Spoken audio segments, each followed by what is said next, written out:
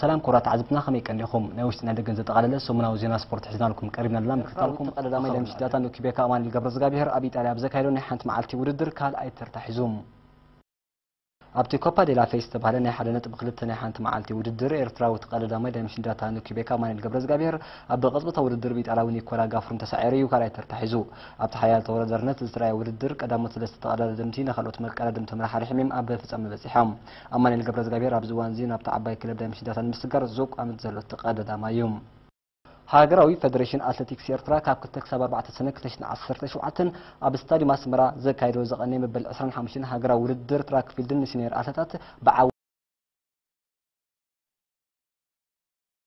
ኣትሌታት ሚኒስትር ምክልኻልን ዞባ ማእከል ተዛዚሞም ኣብቲ ካብ ናይ ዝሓለፈ ዓመታት ብቁጽሪ ብርክት ዝበሉ ኣትሌታት ዝተሳተፉሉ ሃገራዊ ውድድር ኣብ ውድድር ደቂ ተባዕትዮ ኣትሌታት ክለብ ደንደን ማለት ሚኒስትር ምክልኻል ብድምር 24 ሜዳልያታት ማለት 11 ወርቂ 9 ብሩር 4 ነሓስን ኣብ ውድድር ደቂ ኣንስትዮ ድማ ኣትሌታት ዞባ ማእከል ብድምር 21 ሜዳልያታት ማለት 11 ወርቂ 5 ብሩርን 5 ነሓስን ጸሎታ ብምራይ ተሸለምቲ ዋንጫ ዝኾኑሉ ውድድራት ክካየድ እንከሎ ኣብቲ ውድድር ዝቕርቡ 57 ደቂ ኣንስትዮ ዝርከቦም 10 190 ኣትሌታት ዞባ ማእከል ደቡብ ጋሽ ባርካ ዓንሰባን ሚኒስትር ምክልኻልን ነቲ ዓመታዊ ውድድር ድምቀት መሃቦም ከም ኣወንታዊ ብልጫ ዝረኣዩ ኣብቲ ውድድር ዝነበረ ሱታፌ ደቂ ኣንስትዮ ኣትሌታትን ኣቃሊልካ ዝረአ ኣብ ርእሲ ዘይምንባሩ ኣብቲ ውድድር ብዘለዎም ፍቕርን ድሌትን ኩነታት ውላድ ካብ ንጥፈታተን ከይዓንቀፀን ኣብ ውድድራት ተግባራት ሜዳ ማለት ፊልድ ኢቨንትስ ንምወዳድር ተንበልፀን ዝናድ ውፅኢት ዘመዝገበ ኣትሌታት ምስጋና ወልዱን ኣዝመራ ካሕሰን ንሓደስቲ كات أتلتات أبنت كخون زغل تودادار نتكريا بمخالن كتبابع زقبانيم أبتن سالت زغصل وددر سمزقبه وطيت نسنري أب 100 مترو كابدك أنشو قدامتي ميديان ملقيتا مأكل كاليتي موائل كحساي مأكل سالسيت يوهانا يمانة مكلخل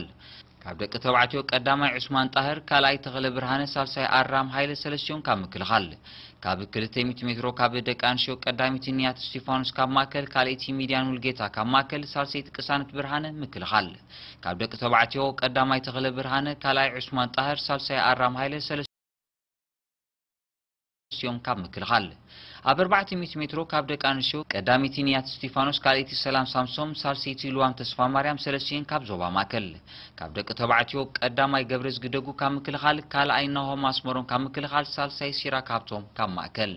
ኣብ 800 ሜትሮ ካብ ደቂ ኣንስትዮ ቀዳሚት ፊዮርስ መላሽ ካብ ምክልኻል ካልእቲ ናጽነት ነጋሲ ካብ ደቡብ ሳልሲቲ ሉዋም ተስፋ ማርያም ካብ ማእከል ካብ ደቂ ተባዕትዮ ቀዳማይ ገብረ ዝግደጉ ካብ ምክልኻል ካልኣይ ዳንኤል ወልደ ስላሴ ካብ ማእከል ሳልሳይ ፍጹም ተወልደ ካብ ደቡብ ኣብ 1500 ሜትሮ ካብ ደቂ ኣንስትዮ ቀዳሚት ናዝሬት ወልዱ ካብ ማእከል ካልእቲ ሰሚራ መብራቱ ቀዳሚት ሱዚ ቀላት ካብ ዓንሰባ ካልእቲ ሰሚራ ዓብደልቃድር ካብ ምክልኻል ሳልሲት በኺታ ኦአሊ ካብ ጋሽ ባርካም ብደቂ ተባዕትዮ ቀዳማይ ቴድሮስ ተኪየ ካልኣይ ተወልደ አብርሃ ሳልሳይ ኤርሚያስ ተስፋዝጊ ሰለስቲዮን ካብ ምክልኻል ብዳርባ ዲስካስ ደቂ ኣንስትዮ ቀዳሚቲ ሰላም ሳምሶን ካብ ማእከል ካልእቲ ምስጋና ወልዱ ካብ ማእከል ሳልሰይቲ ሱዚ ቀላቲ ካብ ዓንሰባ ብደቂ ተባዕትዮ ቀዳማይ ቴድሮስ ተኪየ ካብ ምክልኻል ካልኣይ ዓንዶም ኣበበ ካብ ምክልኻል ሳልሳይ ገብረ እግዚአብሔር ወልዱ ካብ ደቡብ ብዳርባ ጭማራ ደቂ ኣንስትዮ ቀዳሚት ኣዝመራ ካሕሰ ካብ ማእከል ካልእቲ ናርዶስ መሓሪ ካብ ምክልኻል ሳልሰይቲ ምስጋና ወልዱ ካብ ማእከል ብደቂ ተባዕትዮ ቀዳማይ ገብረ መስቀል ገዛኢ ካብ ምክልኻል ካልኣይ ኢብራሂም ተንቱ ካብ ምክልኻል ሳልሳይ ገብረ እግዚአብሔር ወልዱ ካብ ደቡብ ብዝላ መሬት ደቂ ኣንስትዮ ቀዳመይቲ መዋእል ካሕሳይ ካብ ማእከል ካልእቲ ዙሁር ሮሞዳን ካብ ጋሽ ባርካ ሳልሰይቲ ሪሚ ዕብዮ ካብ ዓንሰባ ብደቂ ተባዕትዮ ቀዳማይ በኺት መሐመድ ኪያር ካብ ምክልኻል ካልኣይ ዑመር ሓሰን ካብ ምክልኻል ሳልሳይ ዳዊት ዲና ካብ ጋሽ ባርካ ብልዕለ ዝላ ደቂ ተባዕትዮ ቀዳማይ ተኽላይ ብርሃነ ካብ ደቡብ ካልኣይ ሙሲያ ራእያ ካብ ምክልኻል ሳልሳይ ኢብራሂም ተንቱ ካብ ምክልኻል ዕዉታት ሃገራዊ ውድድር ብምዃን ንሽልማት ዝበቕዑ ኣትሌታት እዮም ነይሮም ብዘይ ካዚ ኣብዚ ሃገራዊ ውድድር ብምኽንያት መጉዳእቲ እግርን ንዑ ስዒቡ ከካይዶ ፀንሐ ሕክምናን ካብ ውድድራት ንብርክት ዝበለ ዋርሕ በኺሩ ፀንሐ ኣትሌት ሳሙኤል ፀጋይ ህልው ብቕዓቱ ንምፍታሽ ኣብ ውድድር 10,000 ሜትሮ ዘርኣየ ውድድር ዝናኣድ ኣብ ርእሱ ምንባሩ ኣብ ቀረባ መጻኢ ናብ ንቡር ብቕዓቱ ክምለስ ከም ዝኽእል ዘርኣየ ነይሩ ኣብ መዛዘምቲ ውድድር ኣብ መዛዘምቲ ሃገራዊ ውድድር ዕዉታት ኣትሌታትን ጋንታታትን ዝተዳለወሎም ናይ ዋንጫን ሜዳልያን ገንዘብን ሽልማት ካብ ኢድ ኮሚሽነር ባህልን ስፖርትን ኤርትራ ኣምባሳደር ዘመደ ተኽለን ዝተፈላለዩ ሓለፍትን ዕዱማት ኣጋይሽን ተቐቢሎም بمخنيات 24 جنبوت معالت ناصنت إيرترا بفدريشن قدم مشكلة زبون مأكل سسرعة ناي كلت سمون وردر تمال قلم سنبت بستقايد وردرات فالديموم ተቀዳድምቲ ዳይኮርሶት ማል ሰንበትዮም ውድድራቶም አካይዶም ፈለማ ዝተወዳደሩ ተቀዳድምቲ ሳልሳይ ዲቪዥን እዮም እዞም ተቀዳድምቲ 57 ኪሎ ሜትር እዮም ሸፊኖም ሮታት ድማ ቀዳማይ አማኑኤል ርዘነ ካብ በሪኽ ካልኣይ ቶማስ ጎይቶም ካብ ጎዳይፍ ሳልሳይ ግርማይ ዮሐንስ ካብ ናትና ራብዓይ ሃገር ዓንደ ማርያም ካብ ናትና ሓምሻይ ተመስገን ሰሎሞን ብውልቂ ሻሻይ ናሆም ኪሮስ ብውልቂ ተቀዳድምቲ ካልኣይ ዲቪዥን 75 ኪሎ ሜትር እዮም ሸፊኖም ኣብ መወዳእታ ድማ ቀዳማይ መርሃኔ ወልዱ ብውልቂ ካልኣይ አሌክሳንደር ኢሳቅ ካብ ስፔኮ ሳልሳይ ፊሊጶስ ክብራብ ሰንበል ራብዓይ ሳሙኤል ደብረጽዮን ስፔኮ ሓምሻይ ዓወት ገብረ ጻድቅ ሰንበል ሻሻይ መርሃዊ አብርሃም ብውልቂ ተቀዳድምቲ ደቂ ኣንስትዮ ኣብ ዘካየደው ውድድር ወጋሕታ ገብረ ህይወት ካብ ዓረቅ ቀዳሚት ክትከውን ከላ ወሓዚት ኪዳንን ትዕግስቲ ገብረ ህይወትን ካብ ጋላ ነፍሒ ሞሳና ደብሳይ ካብ ዓረቅ ድማ ክሳብ ራብዓይን ዘሎ ተርታ ሒዞም ተቀዳድምቲ ቀዳማይ ዲቪዥን 95 ኪሎ ሜትር እዮም ሸፊኖም ቶም ተቀዳድምቲ ኣብ መወዳእታ ኣብ ዘካየደው ቅጽበታዊ ውድድር ድማ ቀዳማይ ዘመንፈስ ሰሎሞን ካብ ኤሪተል ካልኣይ ሳይሞን ሙሴ ካብ ሰንበል ሳልሳይ ሲራክ ተስፎም ካብ ኤሪተል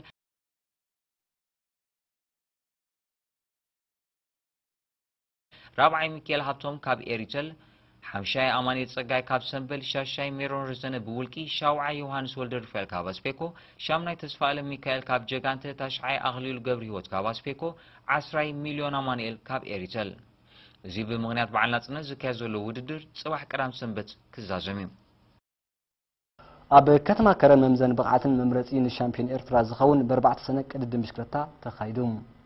እዚ ብሰለስተ ዲቪዥንን ደቂ ኣንስትዮን ዝተኻየደ ናይ ከተማ ቅድድም ብርክት ዝበሉ ኣፍቀርቲ ስፖርት ተረኺቦም ተዓዚቦሞም ኣብቲ ዋሕዲ ተወዳደርቲ ዝተረኣዩ ናይ ደቂ ኣንስትዮ ውድድር ተን ዝርከበን ክልተ ተቀዳድምቲ ተመራርሒናት እየን ቀዳሚቲ ቅሳነት ሃይለ ካልእቲ ስኒት ሓድሽ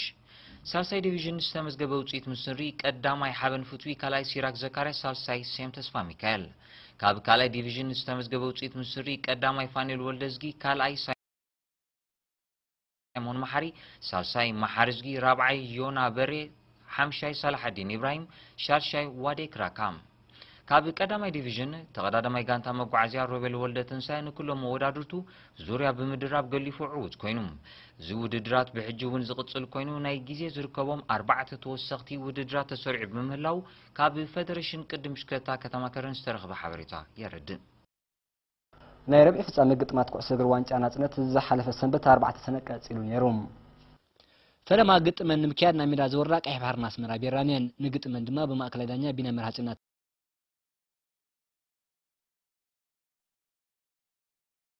ታሪያ ካይደና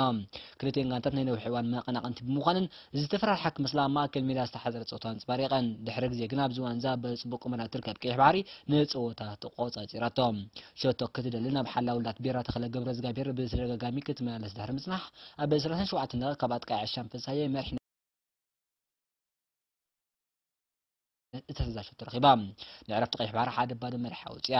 ድሕሪ ዕረፍቲ ኣስመራ ቢራ ንጸወታ ብትሕቲ ቁፅፅር ንምታው ዝዓለመት ክትመስል ኣብ ሸበድ በደ ዝተመርኮሰ ጸወታ አንጽባሪቃ ይኹን እምበር ተጻወቲ ቀይሕ ባህሪ ተዛንዮም ይጻወቱ ብምንባሮም ኣብ ሓደጋ ክወጡ ይከኣሉን ከም ውፅኢት ናይዚ ድማ ኣብ 60 ደቂቃ ካብ ድሕሪ ተቆሪፃ ዝመፀት ኩዕሶ ኣብዚ ግጥም ደሚቑ ዝወዓለ ሻምፍሳይም ሰኪዕታ ረኺቧ ውፅኢት ድማ ናብ ክልተ ባዶ ዓሪጎም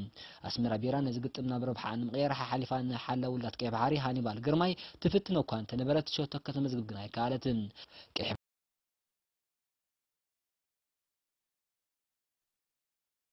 ባህር ኣይጸንሐትን ብናይ ኩሎም ምትሕጋዝ መጸት ኩዕሶ ኣብ መበል 75 ደቂቃ ብመንገዲ ዮሃናት ተኸላቢላ ሳልሰይቲ ሸቶ ኣመዝጊባ ቀይሕ ባህሪ በተን ሰለስተ ዘመዝግበተን ኩዓሳ ስድዋይ በለትን ኣብ 9 ደቂቃ ኩዕሶ ናብ ልዳ ትመጋጥምታ ዝብጻሓት ኣጋጣሚ ናሆም ሓድጉ ነታ ዕድል ተጠቂሙ ራብዒት ሸቶ ኣመዝጊቡ ቀይሕ ባህሪ ድማ ኣብ ልዕሊ ኣስመራ ቢራ 4 ባዶ ተዓዊታ تعود كيف عرض عزيبا دحرن قطم زكالا دندن التحررين بتمثالي كم زحلف قطم كلتين كانت شوتو كيمز قبل نزتفرر حمسل قريبا انتو خنا كلاب منيستر مكل خالدندن ببزحنا بدات كلاب بوليس زخنت التحرر كعستات الاخنيرام فصمات قبرن غنا كالتن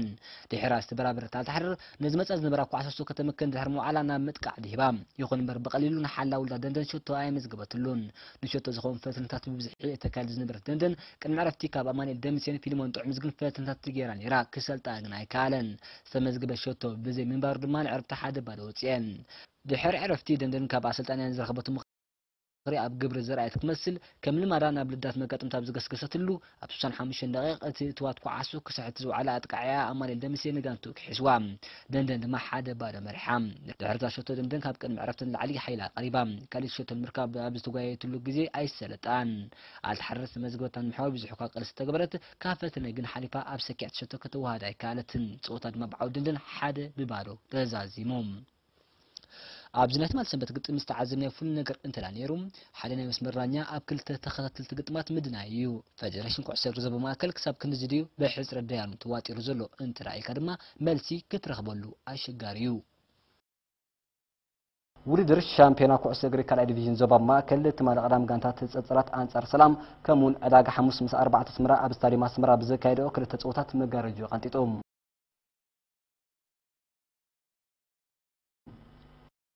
ተለማ ፀፀራትን ሰላምን ገጢመን ኣብቲ ግጥም ሰላም ካሜሮን ቢንያም ብዝረኽበታ ሸቶ ሓደ ባዶ መሪሓን ዕረፍቲ ወፂያ ድሕሪ ዕረፍቲ ኣብ መበል 62 ደቂቓ ፀፀራት ካብ ሮቤል ፀጋይ ማዕረት ግብረ ሸቶ ኣመዝጊባ ሮቤል ፀኒሑ ንጋንቱ ካሊእ ሸቶ ከመዝግበላ እንከሎ ሰላም ድማ ካብ ናትናኤል ተስፋ ማርያም ሸቶ ረኺባ ክልቲአን ጋንታት ድማ ብናይ 2-2 ውፅኢት ነጥቢ ተማቒለን ቀፂለን ዝገጥማት ኣብ ዝሓለፈ ዓመት ካብ ቀዳማይ ዲቪዥን ዝተመልሰት 4 ኣስመራን ዕዳጋ ሓሙስን እየን ኣብቲ ግጥም ቅድሚ ዕረፍቲ 4 ኣስመራ ካብ ዮናታን ተስፋ ሚካኤል ዕዳጋ ሓሙስ ድማ ካብ ኣቤል ኣብርሃ ሓንቲ ሸቶ ምዝጋብ ሓደ ብሓደ ወፅአን ድሕሪ ዕረፍቲ ዝሓይለት ዕዳጋ ሓሙስ ክልተ ከተመዝግብ ስለ ዝኻለት ድማ ነታ ሓንቲ ሸቶ ዝወሰኸት 4 ኣስመራ 3-2 ስዒራታ ግጥማት ኩዕሶ እግሪ ካልኣይ ዲቪዥን ዞባ ማእከል ወትሩ ቀዳምን ረቡዕን ዝካየድ ምዃኑ ካብ ፌደሬሽን ኩዕሶ እግሪ ዞባ ማእከል ዝረኸብና ሓበሬታ የረጋግፅ